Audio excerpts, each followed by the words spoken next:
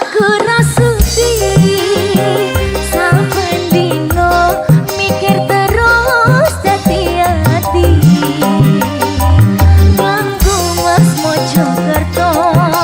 telaan pacitan sliramu pangkat tresnan lah kok slintutan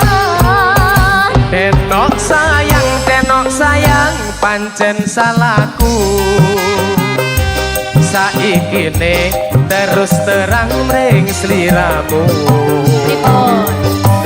kawitane Kang Mas yo amung sembranan rata anggap temenan kok kebablasan kuwi jenenge kesempatan